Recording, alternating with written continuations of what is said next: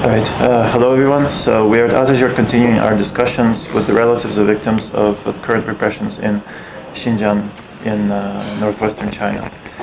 So today we're... Din Islam. Din Islam? Din Islam. Din Islam.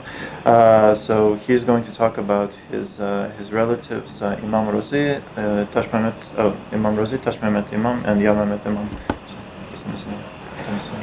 Мен осы Атажұрт компаниясына келіп сіздерден көмек сұрап отырмын. Мына кісі мен жақын туысқаным, папамның туған інісі 1943 жылы туылған. Бұл кісіден қазір ешқандай хабар ала алмай отырмыз. Не лагерге қамалғанын білмейміз, не түрмеге қамалғанын білмейміз. Бұл кісі Қытай мен Қазақстан ортасында сауда жасап жүрген кісі. Бұл кісінің ешқандай істеген жамандығы, қиянаты жоқ. Осы кісі қазір августтың аяғында соңғы рет хабар болды. Сол август айынан кейін 2018 жылы август айынан бері хабар ала алмай отырмыз. Соған бір хабар алып көмек берсеңіздер бізге. Сосын мына жерде осы кісінің баласы Ташмамет 1973 жылы туылған. Бұл кісі жаңа ағамыздың үлкен баласы. Бұл кісі де сол жаңа папасымен бірге Қазақстанға шығып сауда жасап жүрген кісілер тұғын. Семьяларын бағып, осы кісілермен бізде жұмыс істескенбіз. Қазір башы хабар ала алмай қалдық бұл кісілерден. Бұл кісі 2018 жылы август айының аяғында соңғы хабар болды. Одан кейін хабар ала алмай жатырмыз. Не жаңағы лагерде екенін білмейміз, не түрмеде екенін білмейміз. Осыған бір көмектесіп жіберсеңіздер, бір хабар алып. Бала шағалары қазір жалғыз қалды әйелімен.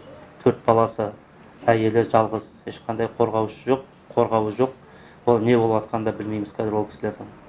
Соған сіздерден көмек сұраймыз. Мына кісі тоже ағам Ярмабет. Бұл кісі 75 жылы туылған, жаңағы атамыздың 3-ші ұлы. Бұл кісі де жаңағы Қытай мен Қазақстан ортасында сауда жасап жүрген кісі.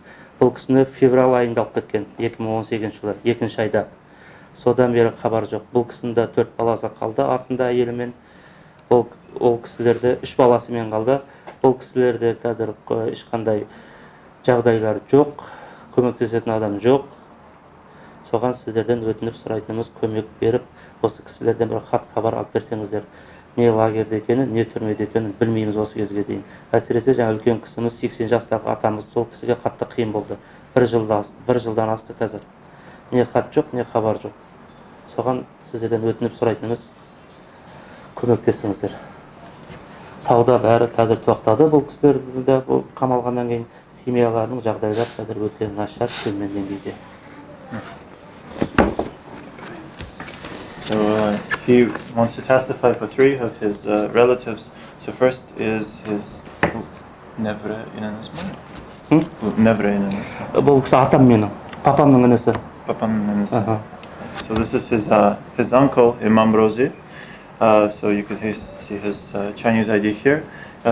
He and his sons were both they're all from Rulja. They're involved in international trade and business between Xinjiang and China, between China and Central Asia.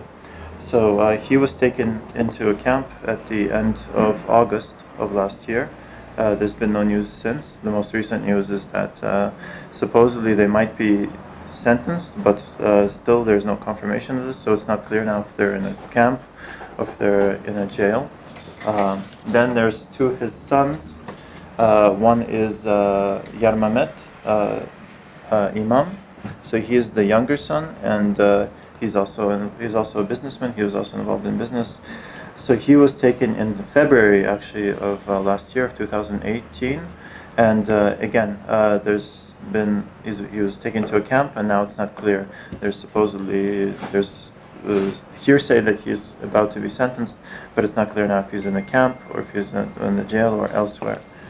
And then there's his older brother, Tashmehmet Imam, and so he is also in the same situation. He was taken a bit later in August of last year, in early August of last year, and it's not it's also with him. It's the same thing. He was in a camp, and now it's not clear. There's hearsay again. He's supposedly going to be sentenced, but it is we don't know now if he's in a camp. He's already been sentenced, or if he's somewhere else. So he's asking for help. He's come to Atажұрт today to ask for help for these three relatives, to at least learn something about them, and ideally for them to be freed, because they don't have any.